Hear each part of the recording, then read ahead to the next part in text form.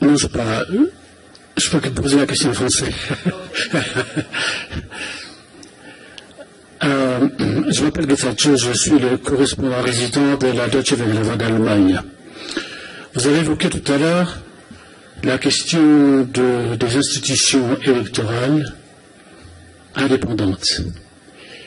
Mais dans certains pays de notre continent, combien est-ce que ces institutions sont indépendantes et qu'est-ce qu'on va léguer pour la génération future?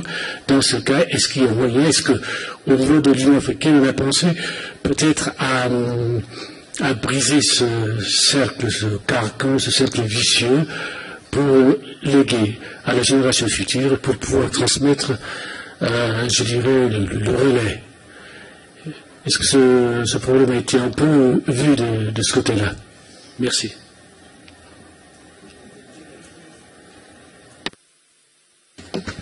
Merci madame. Concernant le processus électoral, je vais poser des questions sur la situation en Afrique centrale.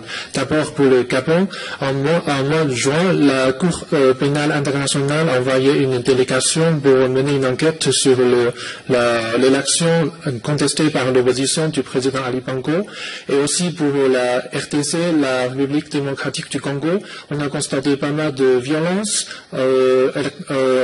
avec le processus électoral depuis l'année dernière. Et dans tous les deux pays, dans les violences électorales ou bien post-électorales, on a constaté la participation des jeunes. Et quels sont vos commentaires là-dessus? Merci.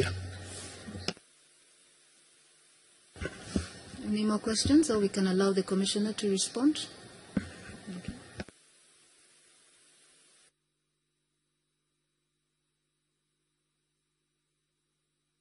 Merci beaucoup. Je vais répondre et donner la parole aussi au directeur.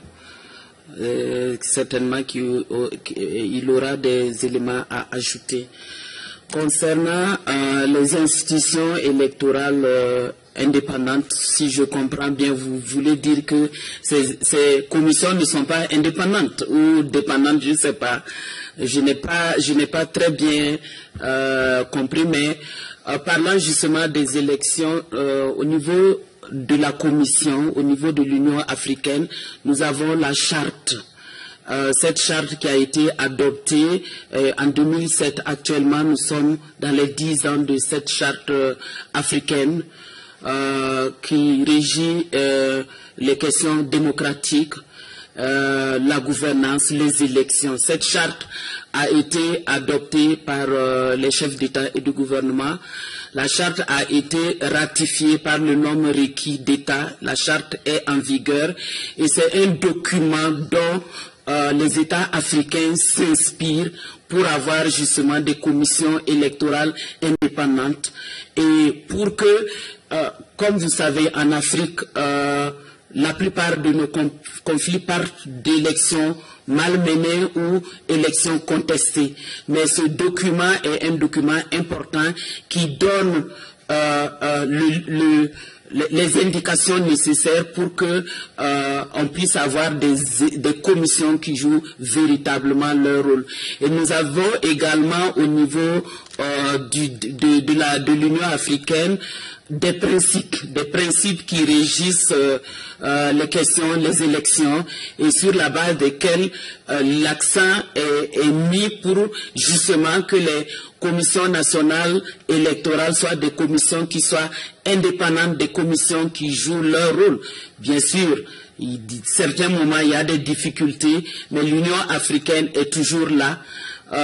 Avant qu'il y ait une élection, nous avons au moins cinq étapes pour accompagner les pays, pour s'assurer que les commissions sont indépendantes et pour qu'elles puissent jouer son rôle. On a des missions de court terme, des missions de long terme, des délégations de haut niveau. Dans le cas de certaines élections, nous faisons tout ça pour s'assurer que l'élection sera crédible, démocratique et acceptée par l'ensemble des partis politiques et des partis, des populations d'une manière générale.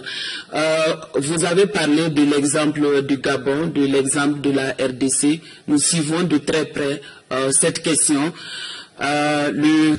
On a une délégation qui a participé au dialogue national. L'Union africaine est présente, elle est en train de travailler justement pour aider les Gabonais à aller vers une sortie de crise.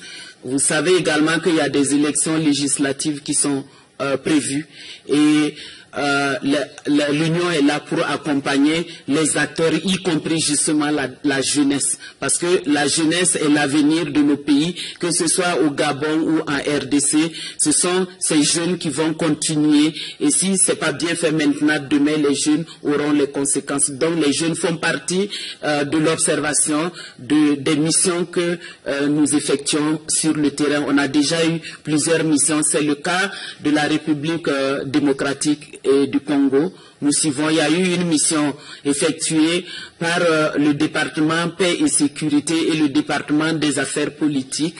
C'était l'occasion pour nous d'échanger avec toutes les parties congolaises pour comprendre quel est le problème, qu'est-ce qui bloque le processus, comment l'Union peut accompagner pour que nous puissions avoir des élections dans ce pays. Nous sommes toujours dans la dynamique. Je viens de parler avec le ministre, avec certains ministres pour voir comment nous pouvons accompagner pour aller vers une sortie de crise.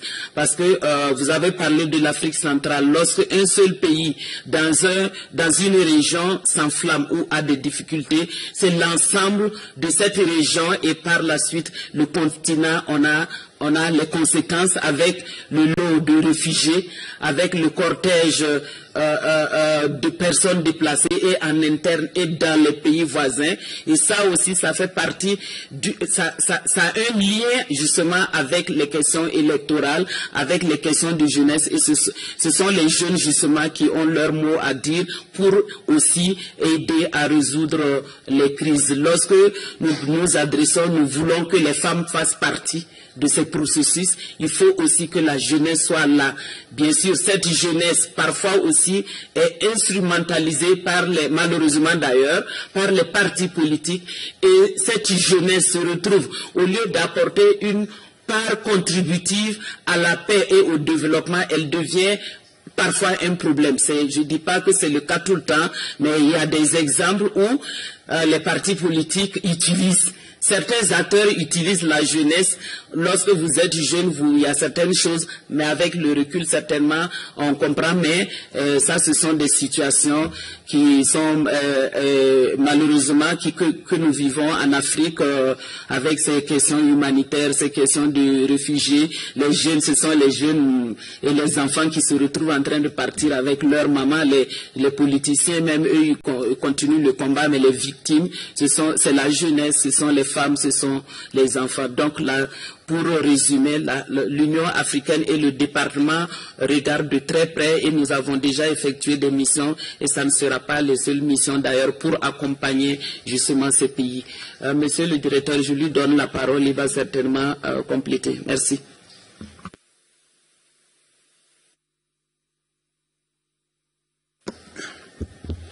Thank you very much, Excellency. I think you've captured the key issues with respect to the two questions that have been posed. All I can do is just to supplement the information you've shared. Firstly, regarding the independent electoral commissions, I'm sure we're all aware that before the adoption of the African Charter on Democracy, Elections and Governance, that Her Excellency has made reference to, in 2007, a majority of our countries actually did not have independent electoral commissions. They did not. A majority of our countries used to run elections through government ministries. In particular, the Ministry of Home Affairs or Interior and Territorial Administration. That was the norm. And the Charter has brought in a new culture, political culture, where government has been asked to, give up this responsibility to an independent institution. So almost all our 55 member states, almost all of them, now have these independent bodies in charge of elections to give them credibility and to ensure that the outcome is legitimate and acceptable by all stakeholders. So it's an important development on the continent. Yes, indeed, the bodies themselves may not be independent in absolute terms. They are not independent in absolute terms. They are independent in relative terms. Because, let's recall, they are still quasi-government institutions because they are funded by the state. They are funded by the state. But we always say, even though they are funded by the state, they have to operate in an impartial manner and report through Parliament. That's the mechanism. So long as they report through Parliament, then Parliament provides a mechanism to protect their independence. What is important also is that these bodies must... Congo Synthèse. La synthèse des infos de la RDC, l'Afrique et le reste du monde. Une seule adresse. www.congosynthèse.com.